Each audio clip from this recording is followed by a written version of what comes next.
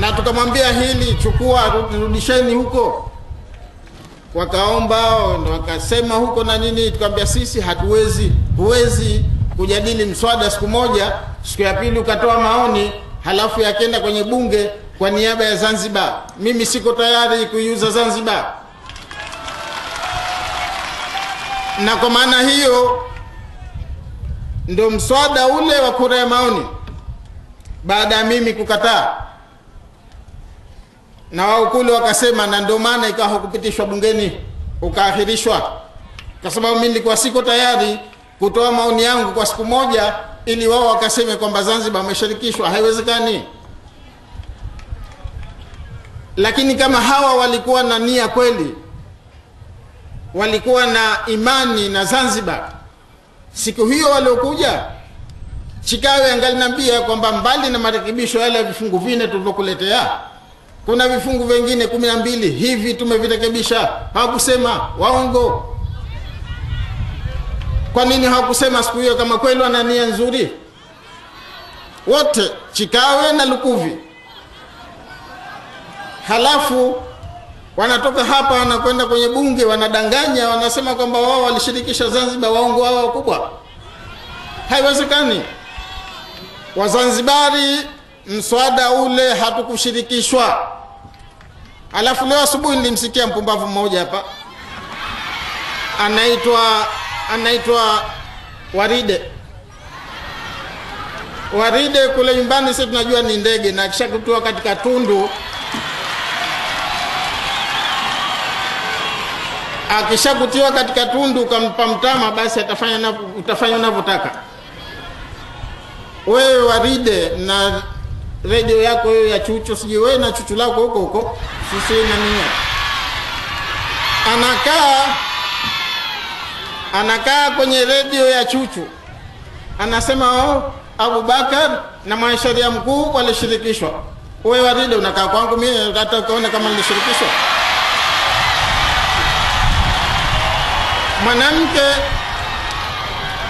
Mwanamke hawi muongo. Mwanamke hawi muongo wala hawi mnafiki. Waride, shika akili yako.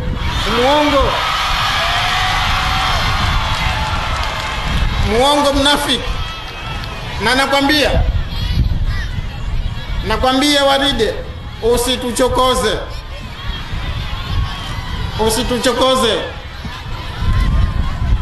Huyu Waride aliosema leo kwenye radio sijui chuchu sijui nini, anasema ati tulishirikishwa. Hivi ndio kushirikishwa? Lakini yeye kishapewa chochote pengine anataka kuiuza Zanzibar. Na mimi si shangai, kwa sababu sijui kama ana Uzanzibari wa kweli. Manake Mzanzibari wa kweli hawezi kusema hivyo. Kwa hivyo ndugu zangu, ninachowaambia ni kwamba katika mswada huu Zanzibar bado haijashirikishwa hata kidogo. Walileta mara ya mwanzo, tukatoa maoni yetu kwa vifungu 4 hivyo, lakini ukiusoma mswada waliopeleka katika bunge kuna vifungu vingine 12 ambavyo walivifanya wao wenyewe kwa kushakachua. Ni bahati mbaya sana, mimi nafikiria ikiwa serikali inafanya mambo kama haya ya kusema uongo. Manake Chikawe kasema uongo, Lukuvi kasema uongo. Sasa ikiwa watu kama hawa hawajachukuliwa hatua kudanganya bunge, mimi nitashangaa bunge pamoja na Ndugai. Halafu wanaonesha barua ya makamu wa pili kusema kwamba hii ni barua alioleta kusema kwamba wameshirikishwa. Makamu wa pili alipeleka kweli katika vifungu 4 tulivyopeleka sisi, tulivyomwambia, sio vifungu 12 ambavyo ni vingine vilivyotiwa katika mswada mwingine. Kwa hivyo wananchi, ninachopenda kusema ni kwamba katika mswada huu Zanzibar haikushirikishwa. Na kama walivyosema wenzangu, kuna vifungu vingine ambavyo vinatuumiza, na wamefanya hivi maksudi kwa kutaka kuumiza Zanzibar, wakati sisi hatutokubali hata siku moja. Kwa mfano, wanasema kifungu kimoja kwamba hapo mwanzo walisema kwamba katika upigaji wa kura thuluthi mbili ya Wazanzibari na thuluthi mbili ya Watanganyika ndio wataamua. Lakini katika uchakachuaji huu waliofanya wamesema 50% simple majority. Simple majority maana yake ni 50 jumlisha na 1. Wewe katiba umesha subject kwa thuluthi mbili ikafeli, halafu naipitisha kwa simple majority. Si wazimu huo? Kitu kama katiba haiwezekani kwa simple majority. Lakini wamefanya hivyo kwa sababu simple majority watapata Tanganyika na simple majority watapata kwa CCM hawa waliokuwa nao hana fikra. Kwa hivyo itapita katiba ile ile ya CCM ambayo wanayotaka wao. Hayo hatukubali. Hatukubali hata kidogo.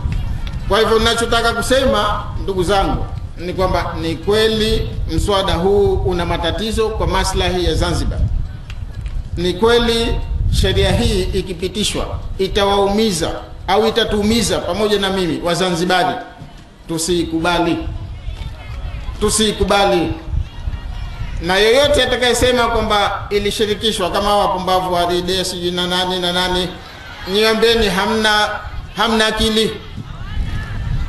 Waride hajaja kwangu akakaa kwangu nikamwambia kwamba tumepitisha, wala sitaki sasa aje atanitilia nusu, asije atatia nusu. Kwa hivyo asikae akakaa na akazungumza kwenye vyombo vya habari kwamba mwanasheria mkuu na waziri wa katiba wameshirikishwa. Si kweli.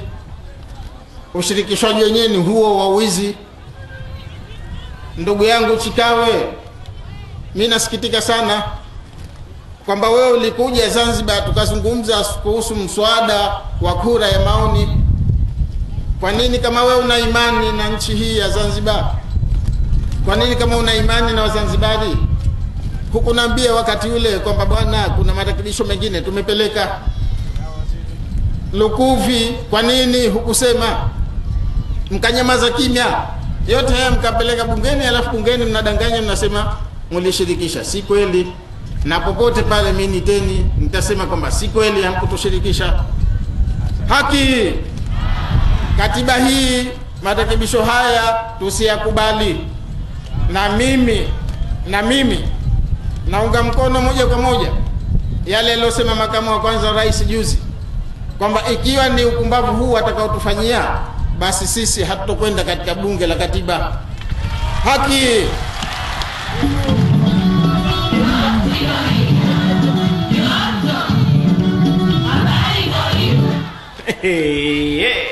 Makofi mengi mpaka Mgogoni wasikie leo hapa. Leo tumemsikia Mheshimiwa Lissu ameondoka, amekuja Mheshimiwa Abubakari. Bandika bandua, ukweli mtupu unaoelezwa leo hapa. Waheshimiwa viongozi, tunaendelea ili tuweze kukamilisha sasa ratiba ya kuingia viongozi wa kitaifa. Kwa heshima meza kuu wameniagiza nimlete mbunge Mohamed Habibu Mnya kwa kutoa taarifa maalum kwa dakika 3. Mheshimiwa Mnya, karibu katika jukwaa hili. Zanzibar! Zanzibar! Zanzibar! Waheshimiwa wenye viti kitaifa, waheshimiwa wananchi, itikadi inazingatiwa. Salamu alaikum. Kutokana na muda, mimi nataka niseme mambo mawili matatu tu kwa ufupi kabisa. La kwanza, si kwa nia ya kutonesha vidonda, lakini kwa nia ya kukumbusheni wananchi kwamba huu mchakato wa katiba mpya haukuja bure bure. Damu yetu tumepoteza. Kumbukeni 2001 Januari 26 na 27 wameua watu wetu wangapi? Tulidai katiba mpya na tume huru ya uchaguzi. Leo baada ya miaka 12 Mheshimiwa Rais wa Jamhuri Jakaya Kikwete amekubali kuleta katiba mpya, leo tunaifanyia mchezo. CCM, kwa taarifa yenu, baada ya kuona mchakato rasimu iko kwa serikali 3 na Zanzibar itapata mamlaka kamili, wanajaribu kuvuruga mchakato huu. Tusikubali. La pili, naomba waje. La pili,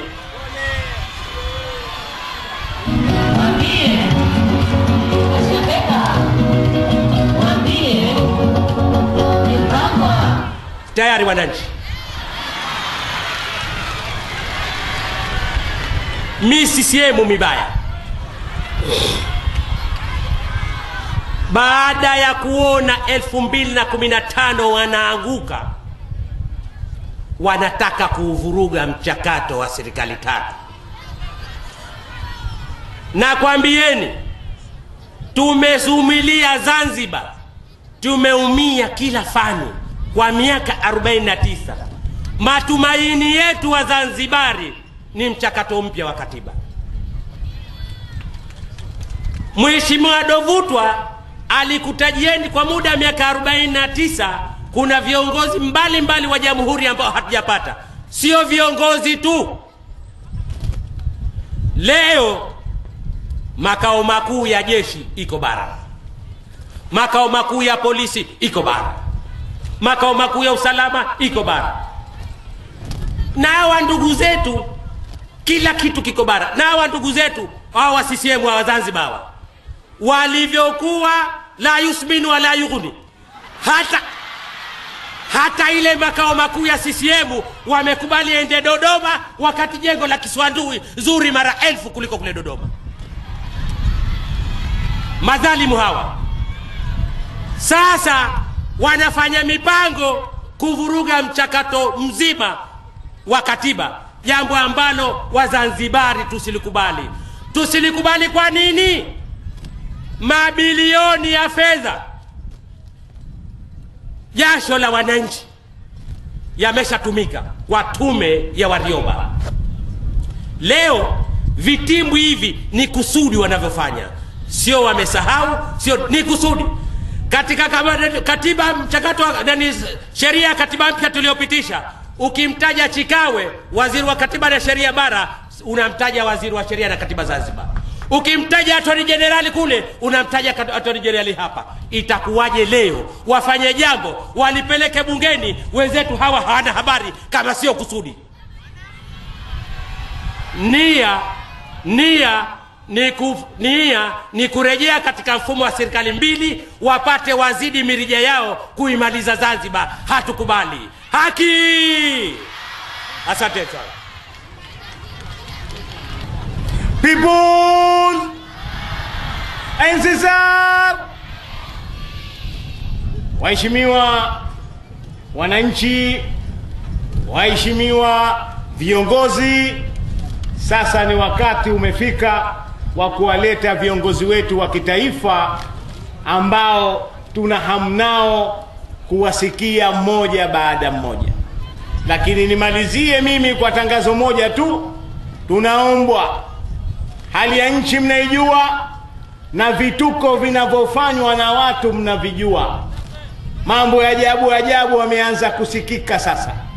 Mara tunasikia pashaanza kurushwa mabomu, tunasikia taarifa rasmi polisi wametoa. Au hamkusikia nyie? Tutahadhar na maadui ambao wanataka kututoa katika mstari. Sasa tukiondoka hapa, tuhakikishe tunaondoka kwa salama, na kila mmoja anamtizama usalama wa mwenzake asije akapata matatizo. Sawa? Sawa? Baada ya kusema hayo, basi makofi mengi kabisa tumkaribisheni Mheshimiwa James Mbatia, mwenyekiti wa kitaifa wa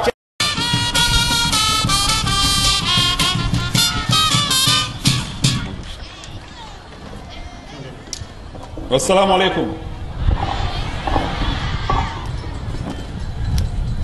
Kwanza kabisa naomba nimpongeze kwa moyo wa dhati na kwa unyenyekevu ndugu yetu waziri wa sheria wa Zanzibar, ndugu Abubakar Hamis Bakar, kwa kutuwekea uwazi na ukweli unaoma ni wa Mwenyezi Mungu. Pepo umeionja kwa kuwa umemaliza mgogoro.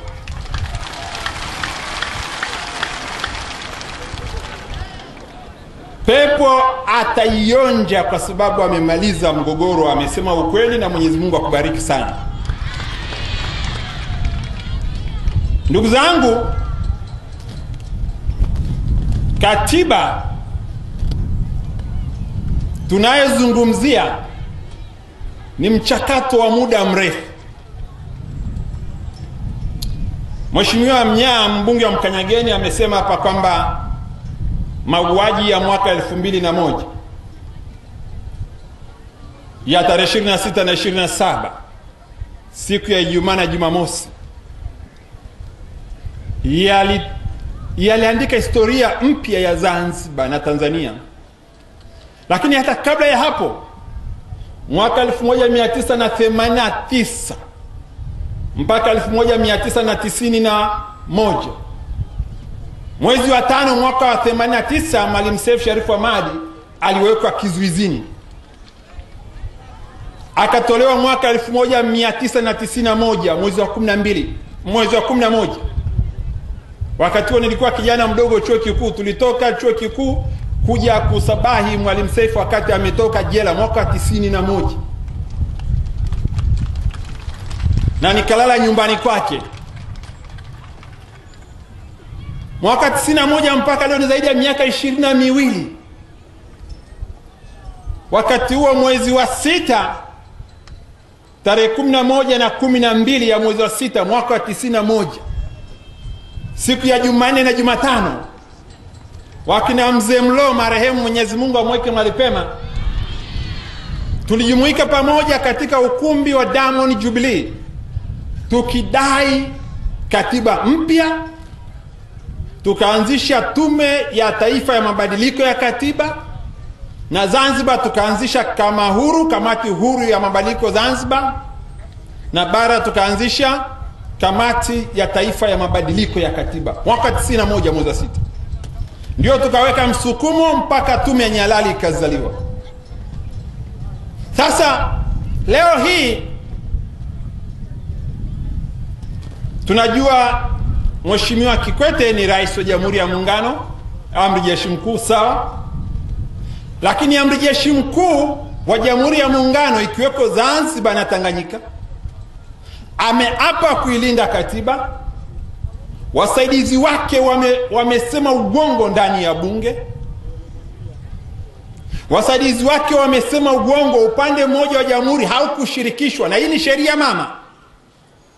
Wasidhani kwamba ni sheria nyingine ndogo ndogo hizi. Hii ni sheria mama. Katiba ni uhai wa taifa. Taifa lililo hai lazima liongozwe na katiba hai.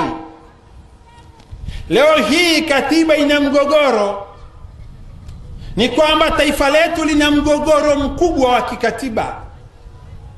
Nakumbuka mwaka juzi 2011 siku ya Jumapili tarehe 27 tulitoa tamko kwamba baada ya kura ya maoni ya Zanzibar ya mwaka 2010 mwezi wa 7 tarehe 31 siku ya Jumamosi, na matokeo yake yakatangazwa tarehe 5 mwezi wa 8 siku ya Alhamisi mwaka 2010, ambapo 66.4% ya Wazanzibari wote mkasema mnataka namna bora ya kuongoza Zanzibar, mnataka serikali ya umoja wa kitaifa, na mkafanya mabadiliko kwenye katiba yenu ya Zanzibar, katiba ya mwaka 1984 ambayo ilianza kutumika rasmi mwaka tarehe 12 Januari mwaka 85. Siku ya mapinduzi ya Zanzibar ilikuwa siku ya Jumamosi. Mlipoamua kufanya mabadiliko kwenye katiba hiyo,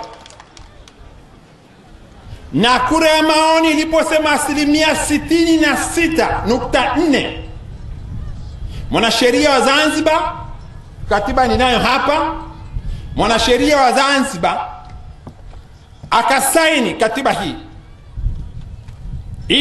Idi Pandu Hassan, tarehe 13 ya mwezi wa 9 mwaka 2010 ndio ikaanza kutumika. Ilikuwa siku ya Jumatano. Tangu mlipoamua maamuzi yenu hayo, napenda niwapongeze sana Zanzibar kwa kiasi kikubwa mbele ya Mwenyezi Mungu. Nyie ndio mna turufu ya kupata katiba mpya ya Jamhuri ya Muungano wa Tanzania.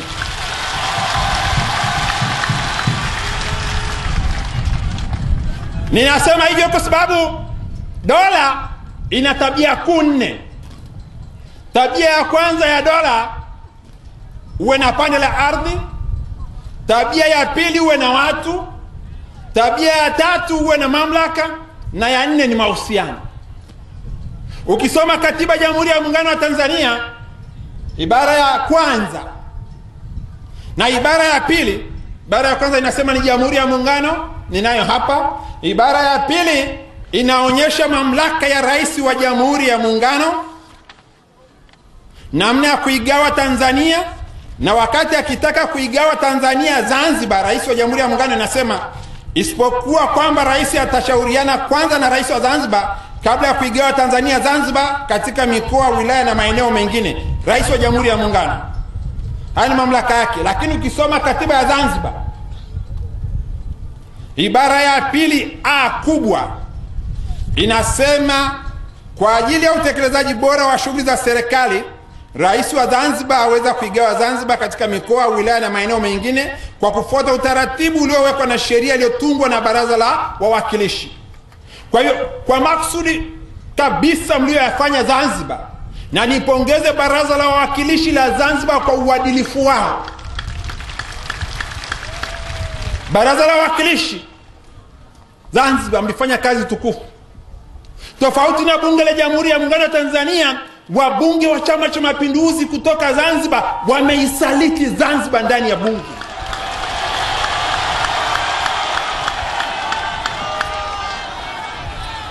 Tunawaambia, je, mswada uondolewe usiondolewe? Wabunge wote wa CCM walipiga kura ya kuiangamiza Zanzibar. Ukweli unauma ni wa Mwenyezi Mungu. Hoja kwa kielelezo. Na ilikuwa tarehe 5 ya mwezi wa 9, ili bunge lililopita, siku ya Alhamisi, wabunge mmoja naitwa jina lake, wote wakaamua kuisaliti Zanzibar.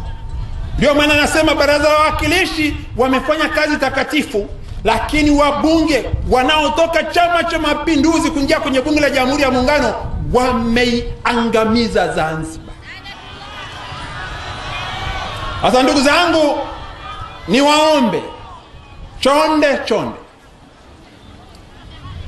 katiba ni matokeo ya maridhiano. Maridhiano aliyoyafanya Maalim Seif Sharif Hamad na rais mstaafu wa Zanzibar Amani Karume, walipokaa watu hawa wawili mwezi wa 11 mwaka 2009 siku ya Alhamisi, wakaridhia kwamba sasa wamalize tofauti zao. Wakaridhia kwamba sasa tukubaliane kwamba tofauti zilizoko kule Kizimkazi, Makunduchi, huko Muyuni, huko tuzimalize. Tofauti nilikwenda Pemba, ukienda Pemba Chonga kule, Pujindodo, Pujinikuvini kule kulikuwa na msikiti. Waislamu wanaswali upande huu, CCM Waislamu kwa pamoja kwenye msikiti, CCM upande wao, kafu upande wao. Lakini Maalim na Amani Karume wakaona nia kwa maslahi ya Wazanzibari, wakaamua kuondoa tofauti zao. Yale maridhiano yalikuwa ni maridhiano matukufu kwa heshima ya Zanzibar. Kwa hiyo katiba hii tunaizungumza leo kutokana na maridhiano yale, ambapo yalileta Wazanzibari wote kwa pamoja. Sauti ya Zanzibar ikasikika, Na kwa kuwa leo hii tuna msuguano wa kikatiba, kinachofanyika leo hii, muungano uliopo leo hii kisheria, kwa mujibu wa mgogoro uliopo kisheria kabisa, muungano haupo. Tuko tu kwa ajili ya maridhiano kisheria. Tupo kwa ajili ya maridhiano. Mimi binafsi ni muumini wa muungano. Mfumo wa muungano ninaupenda sana, lakini muundo wenyewe hapana. Mimi ni muumini wa serikali tatu: Zanzibar huru yenye mamlaka huru, Tanganyika huru yenye mamlaka huru, na namna gani tutashirikiana kwa pamoja.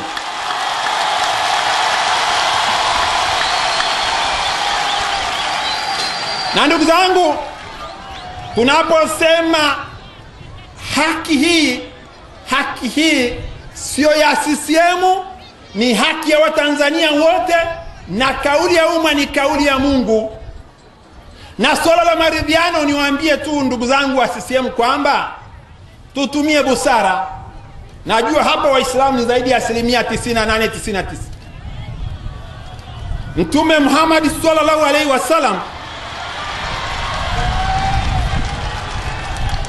alipoona pale Maka makabila mbalimbali yanagombana nani aweke jiwe kwenye ile sehemu ya hija Al-Kaaba, namna gani sehemu wakati wanazunguka mara 7 sehemu takatifu, sehemu ya kutukufu pale Maka, akaona kila kabila, kila mmoja anataka aweke jiwe, kabila hili nataka liweke jiwe, hili nataka jiwe. Mtume Muhammad akavua kilemba chake, akaweka jiwe, akawaambia kabila zote, shikeni kitambaa changu, wekeni jiwe, kwa maridhiano, mgogoro ukaisha.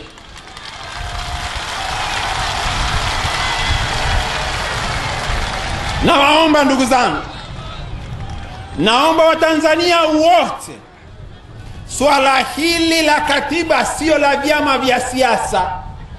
Swala hili sio la CUF, sio la Chadema, sio la NCCR, sio la UPDP, ni la Watanzania wote kwa uhai wa taifa la Tanzania. Na waomba pamoja, tushirikiane sote pamoja, bila kujali itikadi zetu za vyama. Utu wa mwanadamu kwanza. Ukisoma rasimu ya katiba ibara ya 5 imeelezea tunu za taifa ambazo tunazo. Sisi tunu yetu ya kwanza utu, ya pili uzalendo, ya 3 uadilifu, ya 4 umoja wa kitaifa, ya 5 uwazi, ya 6 uwajibikaji, na ya 7 lugha yetu ya taifa. Tunaposema tunu hizi, ndio maana ukiangalia kwa mfano, ukienda Tanga, utamaduni wa watu wa Tanga unafanana sana na utamaduni wa Wazanzibari. Ukienda pwani, ukienda Dar es Salaam, ukienda Lindi, ukienda Mtwara, utamaduni wao unafanana sana. Ukienda Tabora na ukienda Pemba kule wilaya Micheweni, jimbo la Konde kule Makangale, ambapo kuna Wanyamwezi wengi, utamaduni wao unafanana na Ibrahim Lipumba hapa. Sasa Makangale hapa ndio wanaolima viazi kwa wingi kweli tunavyokula Unguja hapa. Wanyamwezi wamejazana pale, utamaduni wao unafanana. Sasa ukiangalia pwani yote kule bara kule, wako Wazanzibari takribani zaidi ya 400,000. Ndio maana tumesema mfumo ni mzuri, udugu, tumeingiliana sana. Ndio maana muungano huu ulivyo leo hii sio wa sheria, ni wa maridhiano tu, kwa sababu sisi ni taifa moja. Tuna nchi mbili, nchi ya Zanzibar, nchi ya Tanganyika, lakini taifa moja. Sisi ni Watanzania, tumeridhiana.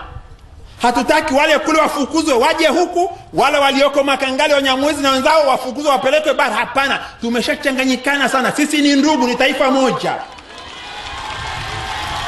Sasa na hawa wenzetu wanataka kuleta chokochoko, watu wa bara wakiwaambia Wazanzibari lakini warudi huku, tayari Wazanzibari watanungunika. watabadilisha waseme wala sio Wazanzibari wanafukuzwa. Hapana, ni Waislamu wanafukuzwa bara. Wataanza kuleta chokochoko. Tusikubali abadan kuvunja muungano wetu, lakini tukubali kukaa kitako maridhiano, kwa kuwa taifa hili ni letu sote. Hakuna mtu mwenye hati miliki ya kuongoza taifa hili, hayupo. Tushirikiane. Niwaombe wote kwa pamoja, katiba ni tendo la maridhiano. Tukiridhiana, Waislamu tukae kitako, Wakristo wakae kitako. Wakristo hapa Zanzibar, Wakristo wako hapa tangu mwaka 1890.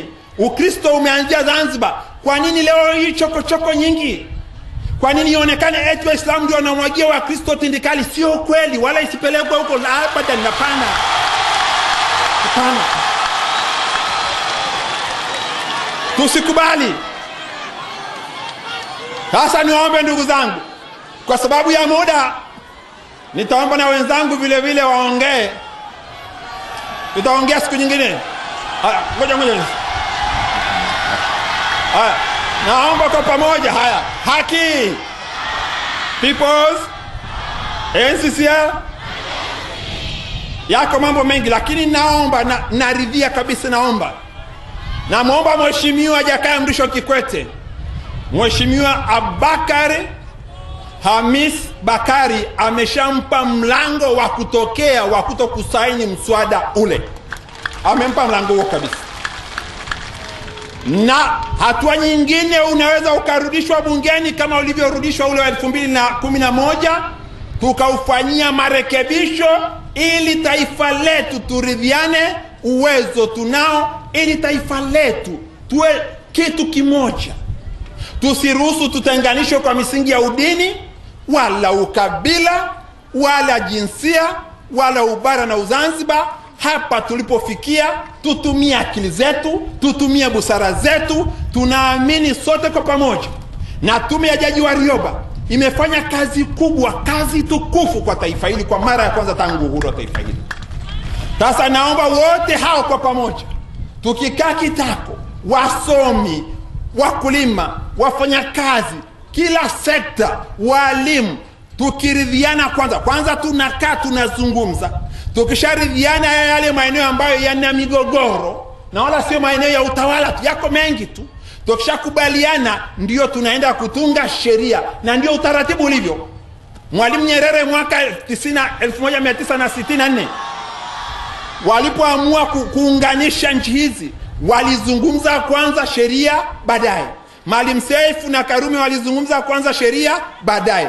Kwa hivyo wote kwa pamoja tukishirikiana, wote kwa pamoja, ninaamini tutashinda. Naomba wote tuweke mikono wazi hivi, wote wazi hivi, wote mkono wazi, wote tuweke wazi. Nikisema pamoja, mseme tutashinda. Pamoja,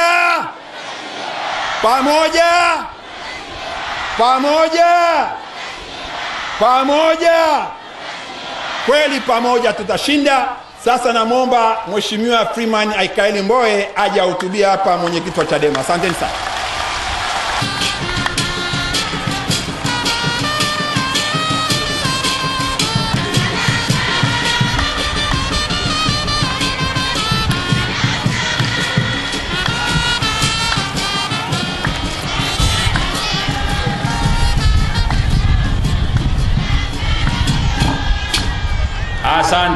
Asante sana Zanzibar. Ndugu zangu wa Zanzibar, kwa muda mfupi uliobakia, nitaomba mnipe fursa ya kusikilizwa. Kwanza niwasalimie, kwa sababu siku zote naamini watu wa Zanzibar ni jasiri sana, na leo nina amani sana tena kuzungumza Zanzibar. Haki! Hapana, haipendezi.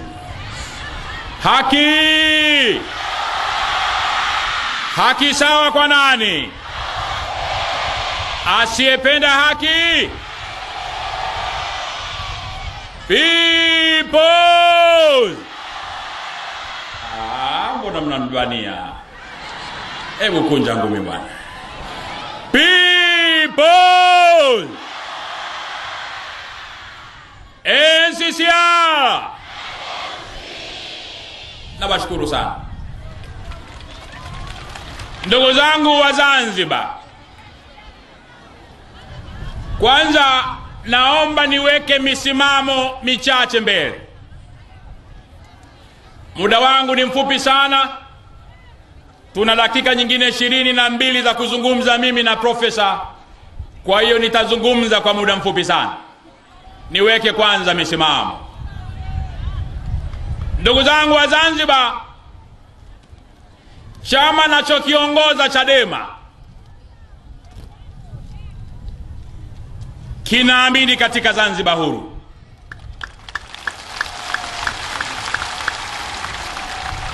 Na chama nachokiongoza kiko tayari kushirikiana na Wazanzibari wote kuipata Zanzibari huru.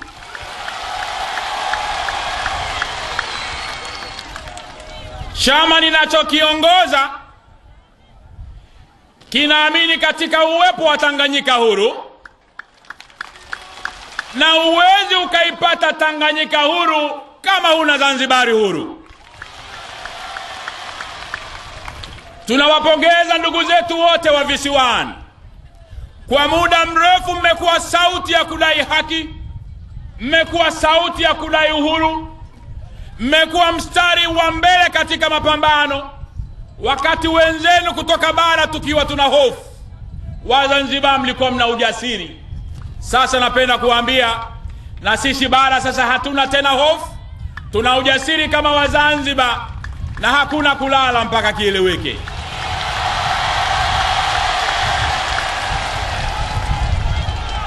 Ndugu zangu, uwepo wa Mbowe na Lissu Zanzibar leo ni homa kwa wengine.